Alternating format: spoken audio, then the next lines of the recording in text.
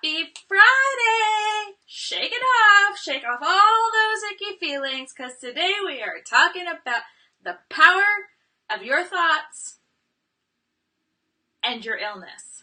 Because how you think about your illness is really a huge part in how you feel overall and whether or not you're able to live your life and do the things you want to do.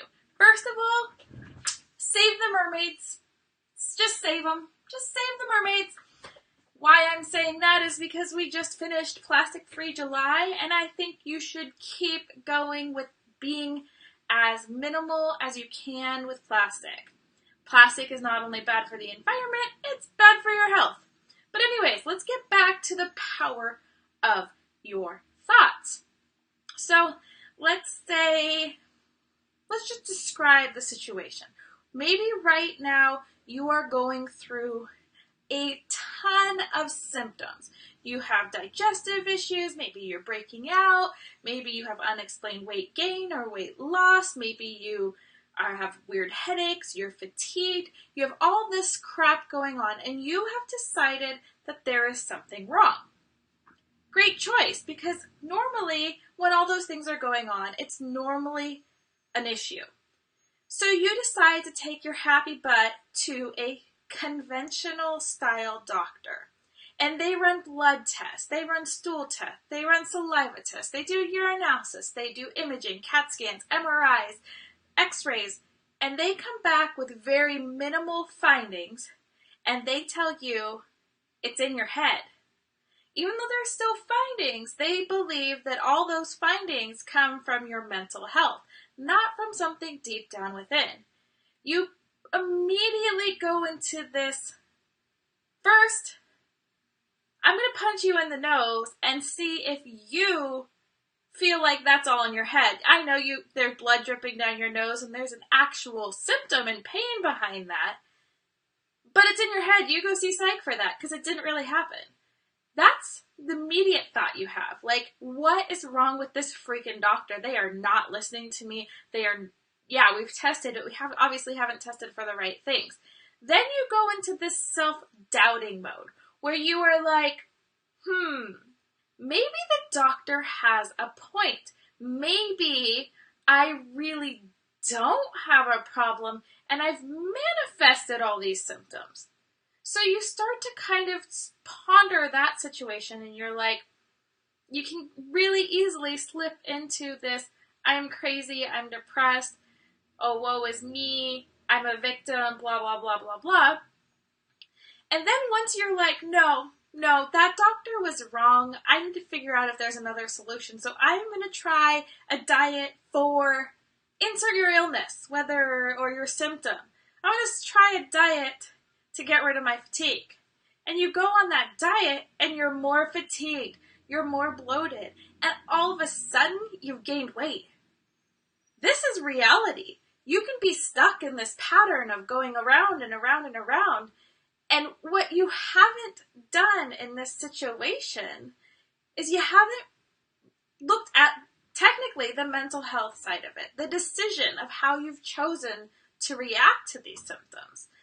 I personally have had a ton of diagnoses and I have a bunch of undiagnosed symptoms. I have been to that conventional doctor that I wanted to punch in the face, boom, in their nose and be like, nope, you're crazy, go to Psych. Because inside we know our bodies and we know that there's actually something wrong. You aren't crazy. There is something wrong. But if you're just working with conventional medicine and medicine that is very strict on what they're allowed to treat and how they're allowed to treat it, remember, most conventional medicine, if you can't fix it with a pill or surgery, you're outside the textbook, so you might not get the answers you need. So let's say you do have the funds and you do have the ability to jump over to functional medicine, where they start running tests that are outside of conventional medicine. Well, here's the kicker. You get your results back. Let's say you've done a GI map test or you've done the Dutch test, and all of a sudden you get the Dutch test back and your hormones are out of whack, your cortisol's really high. And you're thinking to yourself, how can my cortisol be really high? Because conventional medicine tested that and I was within range. Well, their tests are not as sensitive and not as good as a lot of the stuff that functional medicine is allowed to do and is able to do. So you get those back, you have high cortisol levels, your sex hormones are tanked, and let's say you do a GI map and you get 2 parasites back, they're non-pathogenic, and you have really high levels of different kinds of normal bacteria in there, and you have some pretty high inflammation markers. If you choose to bring that stuff back to conventional medicine, they're going to look at you and be like, those things mean nothing to me. I can't help you with that. You're on your own. Here's what I can offer you. Here's an anti-inflammatory to get your inflammation marker down. Here's a antidepressant because I believe that all these symptoms are making you depressed and it's in your head. And here's a freaking referral to the psych department again. Here are clear results that you have gotten because you've gone outside of conventional medicine. And they're telling you it's still in your head. So who's really the crazy one? You or them? Guess what? It's them. So here's the first step for you, is you need to start shifting away from I am my symptoms. You need to stop letting your symptoms and your illness and your ailments run your life. Just stop. Yes, I have chronic pain, chronic fatigue, digestive distress every freaking day of my life. But I still come at my life from an energized, happy, changed my perspective on what I want to do with my life. I have stopped letting myself be my diseases, my diagnoses, because I have quite a few diagnoses, and it seems like every day they give me a new freaking one.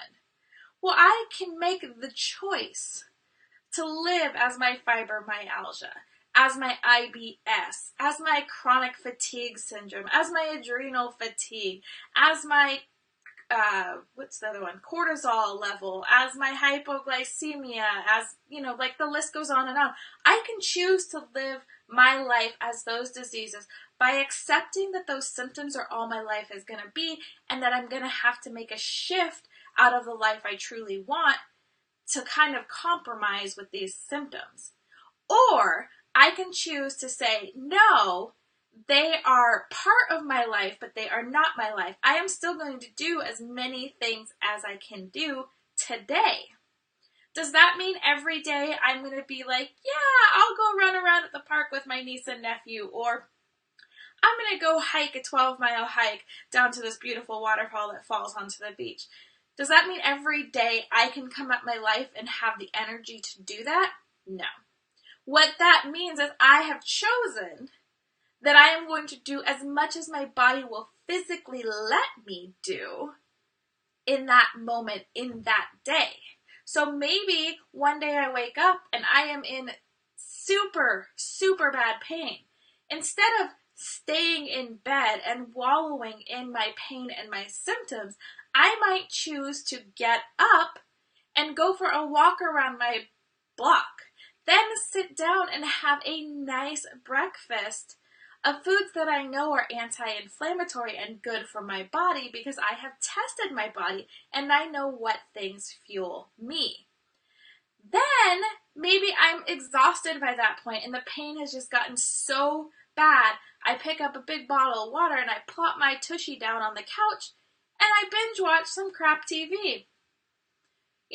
But every few hours or every hour, I've set a timer where I get up and I at least move my body a little bit. At least get outside, if nothing else. If I'm in too much pain to go for a walk, I go stand in my backyard because it's proven that being outside, the energy of the sun, the energy of the actual fresh air and the plants and everything can help you heal your body. So it's important to, even if you don't have the energy or you're in too much pain, get your butt outside for a little sunshine, a little extra vitamin D. I mean, there's a choice. I used to choose to lay in bed and feel sorry for myself and not be able to live my life. But I've made a choice that even on my crappiest of crap days, which there are some, it's not perfect. Nothing's perfect, especially if you do have an actually diagnosed illness. But on those crap days, I still get up. I still move as much as I can. I still get outside and get some vitamin D, and I still choose to live my life. Instead of just letting my life slip by because of my symptoms or whatever it is. I know, like, when my IBS was completely out of control because I didn't know what things I needed to be fueling my body with, I chose to not socialize with people or go out for long periods of time, like knowing that I needed to eat to keep my hypoglycemia in check. Because I knew that as soon as I ate something, there better be a bathroom close by. Because I didn't have a long turnaround time between top and bottom. It was pretty quick. And I also knew that it was making me malnourished. And that, when I look back at the times before I had the IBS under control, I looked sickly. Was I a healthy weight within range? I wasn't within healthy range. However, I looked sick and underweight because I actually couldn't get nutrients to my body. So the problem is that once you let yourself be stuck with that diagnosis versus going out and actually living your life, you've given up the opportunity to have a life you love and a life you deserve. Was that an easy shift for me? No. It was a slow process, but it was that making that decision, like, I don't want to stay home and not go socialize with my friends because I'm afraid that I'm going to eat and poop myself. I am going to try to figure out a way to make it so that I can keep things in my stomach. And that, at first, was things like when we would go out, I would have plain, no seasoning, boring piece of protein, animal protein, rice or a plain potato with no dairy on it at all, and maybe a steamed vegetable, but most of the time it was just meat and potato, or meat and rice, because those were the things that I knew would actually take time to go through my system.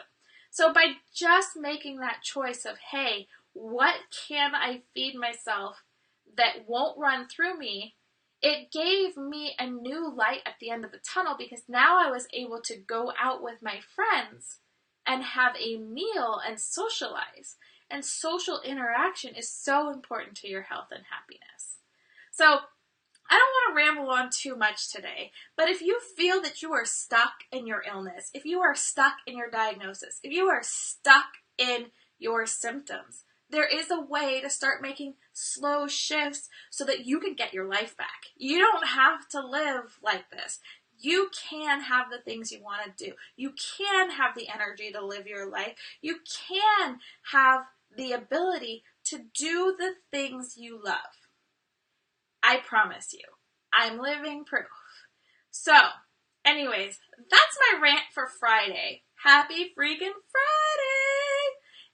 And yeah, so I hope that you choose to stop dragging it through your life, stop surviving your life, and get out there and live the life you love, fully charged, with some simple little shifts, baby steps in getting there. If you have any questions, I'm here to help. I want you to get out there and live your life. I want you to be energized. I want you to not be your illness, not be your symptom, not be your diagnosis. You get to be you, and those things just get to come along for the ride. So have a great weekend, and I will talk to you all soon. Bye for now.